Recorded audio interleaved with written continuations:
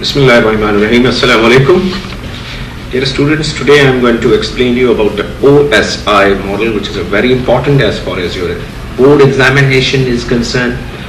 तो इसको एक्सप्लेनेशन करने से पहले मैं आपको ये बताता चलूँ कि ये OSI मॉडल बेसिकली क्यों बनाया गया और किसने बनाया।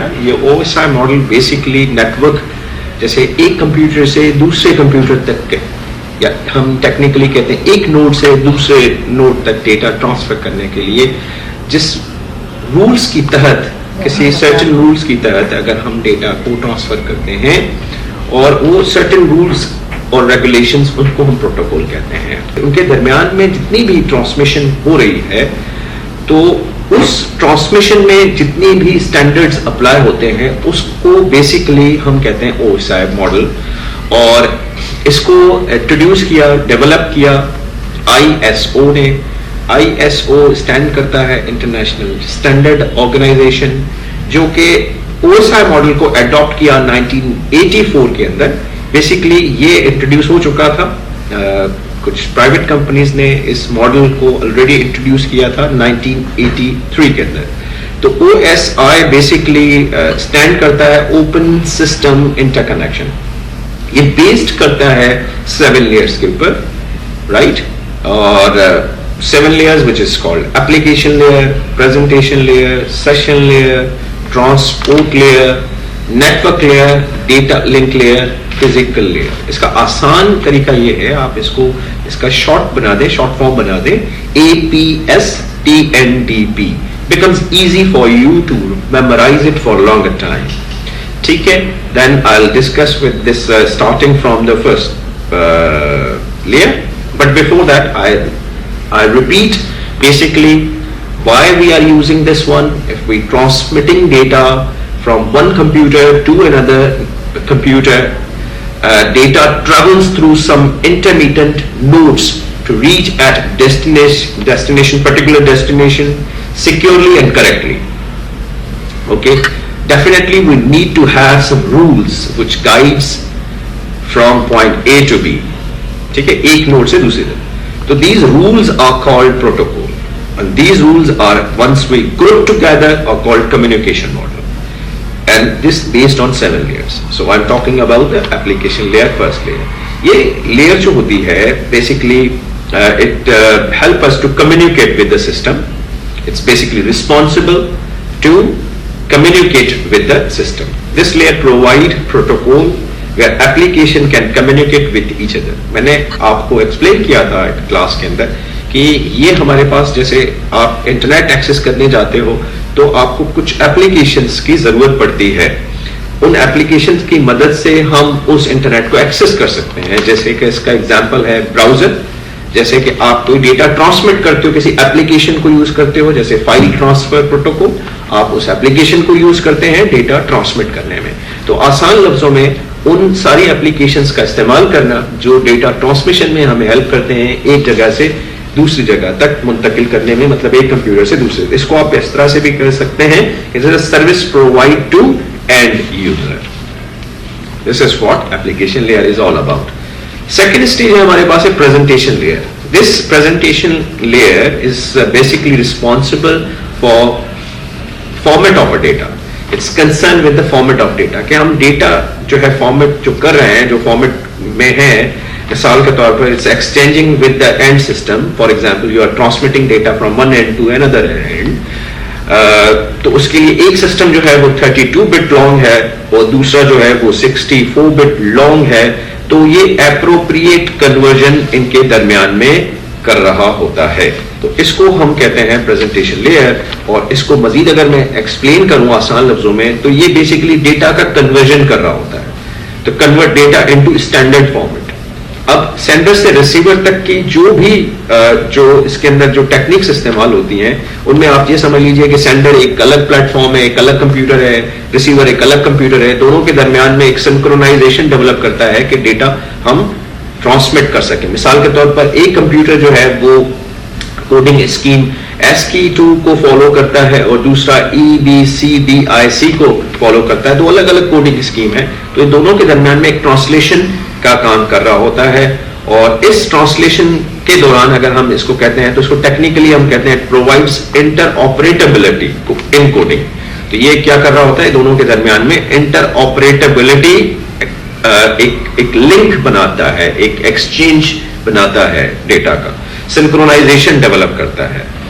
इसका एक और काम है प्रेजेंटेशन लेयर का, ये इंक्रिप्शन भी करता है। इंक्रिप्शन कहते हैं कि डेटा को सिर्फ अथोराइज्ड यूजर्स जो है वो एक्सेस कर सकें with the security.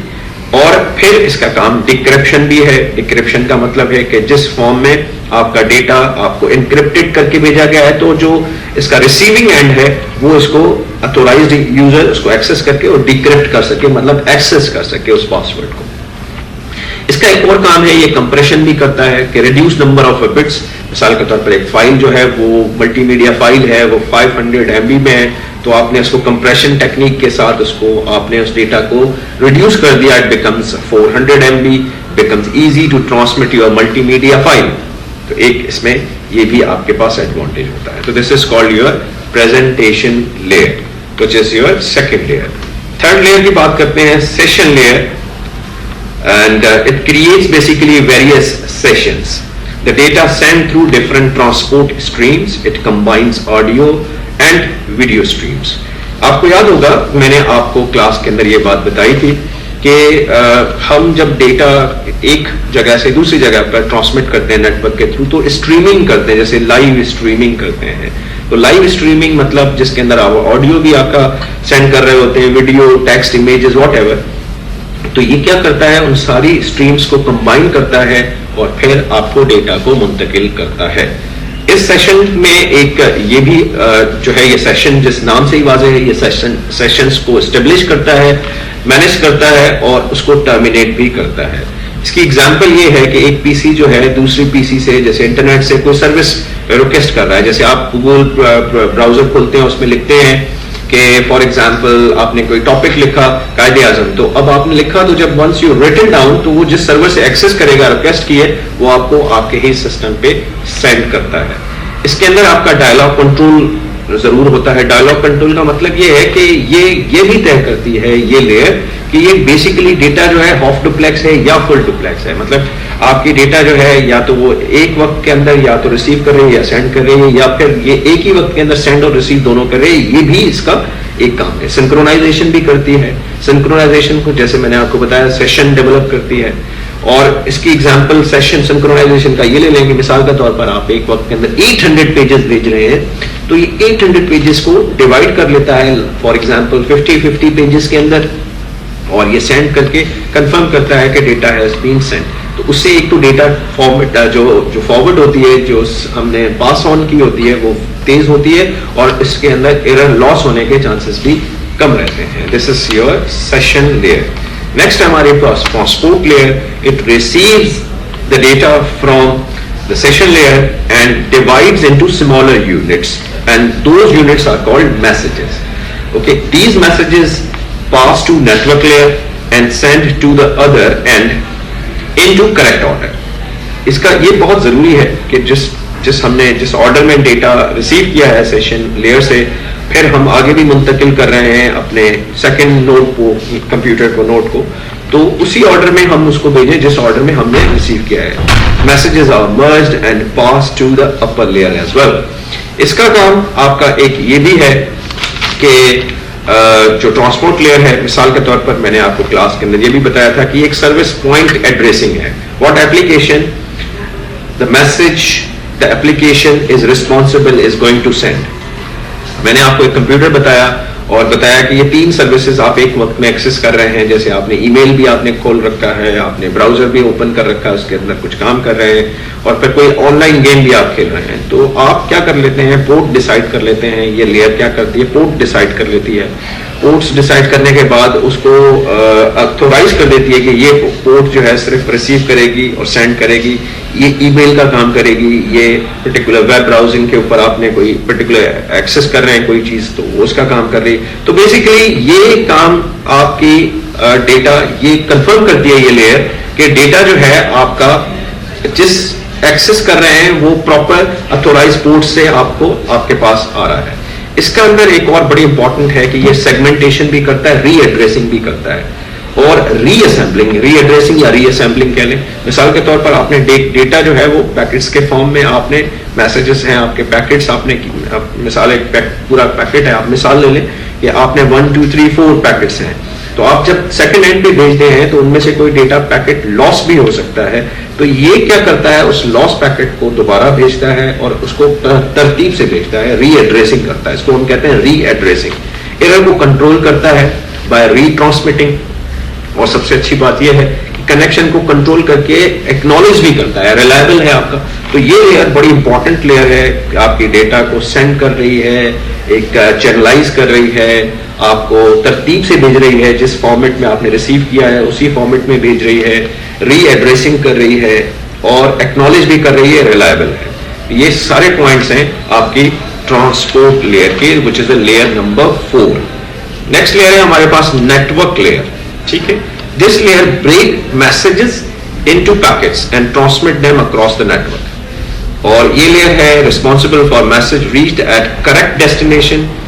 This feature is called routing. ये लेयर जो है बेसिकली आपके पास, इसको आसान बात समझने में ये है कि मिसाल के तौर पर एक नोड से आप दूसरे नोड तक डेटा जो है आप भेज रहे हैं, तो आपका जो बेस्ट पॉसिबल रूट है आप उसको यूज करते हैं। मिसाल के तौर पर आपके पास 3 रूट हैं एक डेटा को ट्रांसमिट करने के, तो जो बेस्ट पॉसिबल रूट होता है आप उसकी तहत डेटा आप भेजते हैं, और उसके अंदर आप याद होगा मैंने आपको कहा था कि राउटर हम यूज करते हैं तो वो एयर जो ट्रैफिकिंग होता है, कंट्रोल होता है, उसको भी करता है, डेटा को कहीं कोलिजन नहीं होती, डेटा तरतीब से जा रही होती है।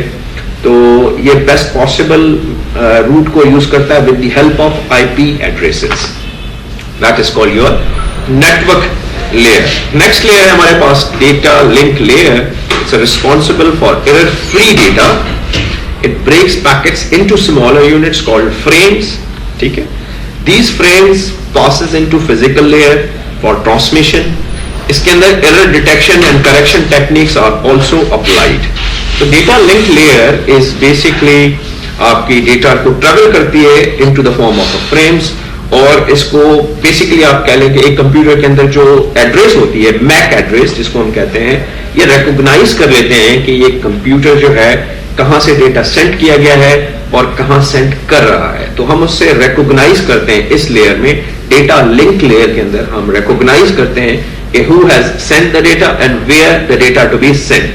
तो इसकी बड़ी अहम इंपॉर्टेंट पॉइंट है डेटा लिंक लेयर की।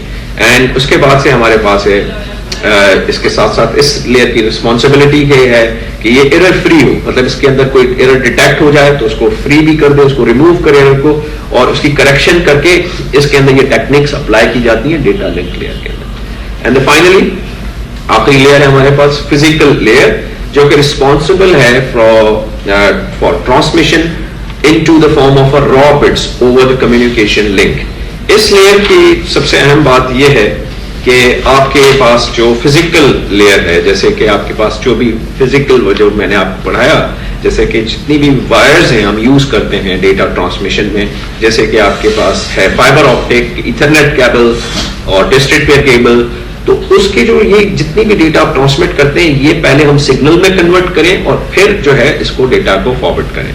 तो ये लेयर बेसिकली ये फिजिकल से डिजिटल में कन्वर्जन का काम करती है। तो इसका एग्जांपल आप दे सकते हैं फाइबर ऑप्टिक केबल्स और any other cables basically being converted into the various signal, and basically it is a conversion sort of things into the form of a data. So it's called physical layer. I hope कि ये जो आपको 14-15 minute का lecture है becomes easy for you to understand OSI model. Thank you very much.